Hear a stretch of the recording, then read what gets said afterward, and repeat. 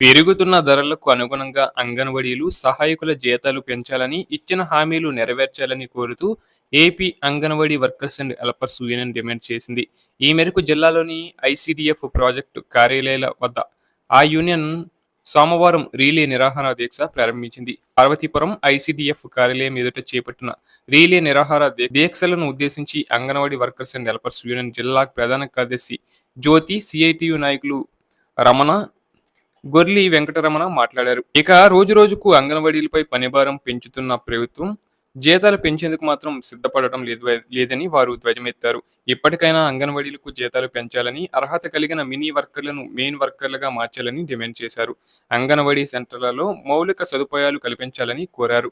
అలాగే అంగన్వాడీలు హక్కులు సాధించే వరకు పోరాటం సాగించాలని సిపిఎం జిల్లా కార్యదర్శి కొల్లి గంగునాయుడు పిలుపునిచ్చారు. ఆయన మాట్లాడుతూ అంగన్వాడీ వర్కర్లు, మినీ వర్కర్లు తక్కువ వేతనాలతో పనిచేస్తున్నారని ఆవేదన వ్యక్తం చేశారు. అంగన్వాడీ వర్కర్లకు కనీసం వేతనం 26,000గా తక్షణమే నిర్ణయించాలని, మినీ వర్కర్లను మెయిన్ వర్కర్లుగా గుర్తించి సమాన హక్కులు కల్పించాలని డిమాండ్ చేశారు. సుప్రీంకోర్టు తీర్పు మేరకు అంగన్వాడీలకు ఉద్యోగ భద్రత, పెన్షన్, ఈఎస్ఐ, పీఎఫ్ వంటి సౌకర్యాలు అమలు చేయాలని ప్రభుత్వాన్ని కోరారు.